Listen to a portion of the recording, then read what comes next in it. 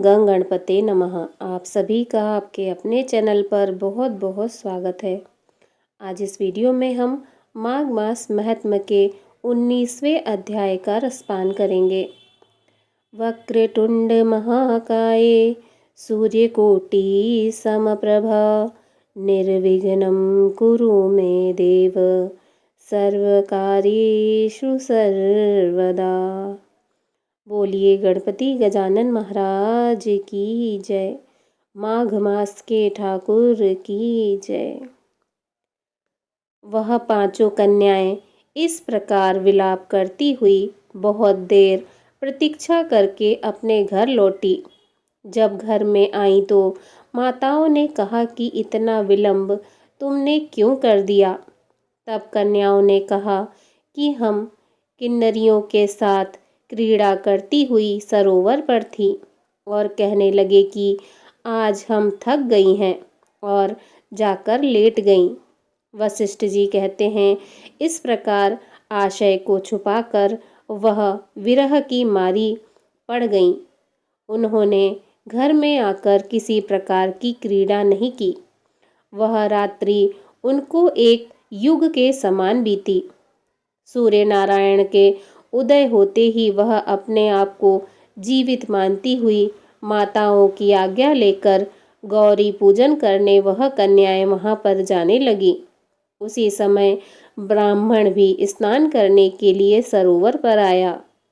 उसके आने पर कन्याओं ने वाह वाह किया, जैसे कमलनी प्रातःकाल सूर्योदय को देखकर कहती है। उसको देखकर उसके नेत्र खुल गए और उस ब्रह्मचारी के पास चली गईं। आपस में एक दूसरे का हाथ पकड़कर चारों तरफ से उसको घेर लिया और कहने लगी कि मूर्ख, उस दिन तू भाग गया था, लेकिन आज नहीं भाग सकता। हम लोगों ने तुमको घेर लिया है। ऐसे वचन सुनकर बाहुपाश में बंधे हुए ब्राह्मण ने मुस्कुरा कर कहा, तुमने जो कुछ कहा सो ठीक है, परंतु मैं तो अभी विद्या अभ्यास और ब्रह्मचारी हूँ। गुरुकुल में मेरा विद्या अभ्यास अभी पूरा नहीं हुआ है। पंडित को चाहिए कि जिस आश्रम में रहे उसके धर्म का पालन करे। इस आश्रम में मैं विवाह करना धर्म नहीं समझता। अपने व्रत का पालन करके और गुरु की आज्ञा पाकर ही विवाह कर सकता हूँ। उससे पहले मैं विवाह नहीं कर सकता। यह बात सुनकर वह कन्याएं इस प्रकार बोली, जैसे वैशाख मास में कोयल बोलती है। वह कहने लगी कि धर्म से अर्थ और अर्थ से काम और काम से धर्म के फल का प्रकाश होता है। ऐसा ही पंडित लोग और शास्त्र कहते हैं। हम काम सहित धर्म की अधिकता से आपके पास आई हैं, सो आप पृथ्वी के सब भोगों को भोगिए। उस ब्राह्मण ने कहा कि तुम्हारा वचन सत्य है, किंतु मैं अपने व्रत को समाप्त करके ही विवाह कर सकता हूँ। इससे पहले मैं विवाह नहीं कर सकता। तब वे कन्याएं कहने लगी कि तुम मूर्ख हो। अनोखी औषधि, ब्रह्म बुद्धि, रसायन सिद्धि, अच्छे कुल की सुंदर नारियां तथा मंत्र जिस समय प्राप्त हो तब ही ग्रहण कर लेना चाहिए। कार्य को टालना अच्छा नहीं होता। केवल भाग्य वाले पुरुष ही प्रेम से पूर्ण, अच्छे कुल से उत्पन्न, स्वयं वर चाहने वाली कन्याओं को प्राप्त होते हैं। कहाँ हम अनोखी नारियां, कहाँ आप तपस्वी बालक। यह बेमेल का मेल मिलाने में विधाता की चतुराई ही है। इस कारण आप हम लोगों के साथ गंधर्व विवाह कर ले। इनके ऐसे वचन सुनकर उस धर्मात्मा ब्राह्मण ने कहा कि व्रती रहकर इस समय विवाह नहीं करूँगा। मैं स्वयंवर की इच्छा नहीं करता। इस प्रकार उसके वचन सुनकर उन्होंने एक दूसरे का हाथ छोड़कर उसको पकड़ लिया। सुशीला और सुरस्वरा ने उसकी भुजाओं को पकड़ लिया। सुतारा ने आलिंगन किया और चंद्रिका ने उसका मुख चूम लिया।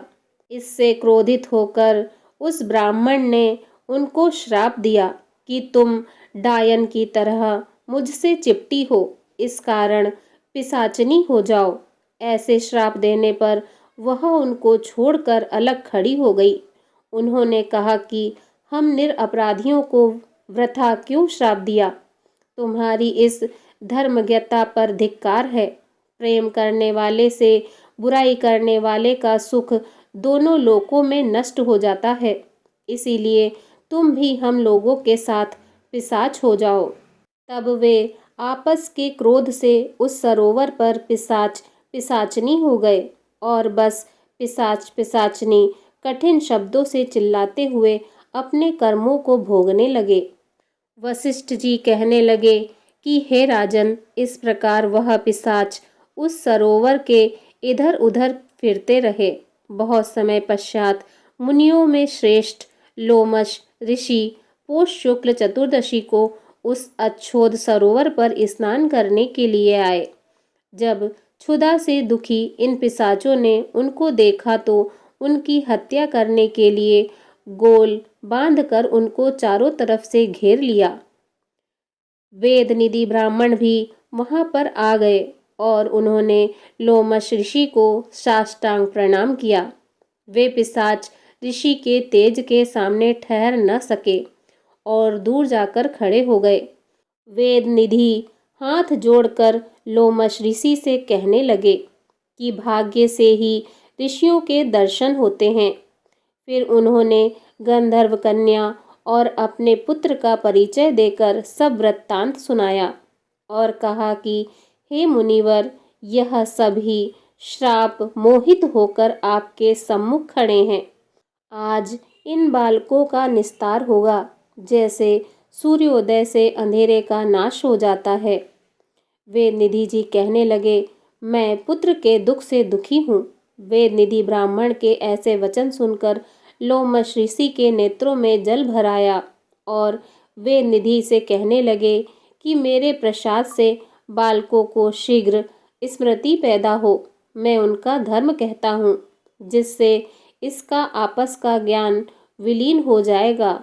इसी के साथ माघ मास महत्म्य का 19वां अध्याय समाप्त। बोलिए भगवान श्री हरि विष्णु जी की जय।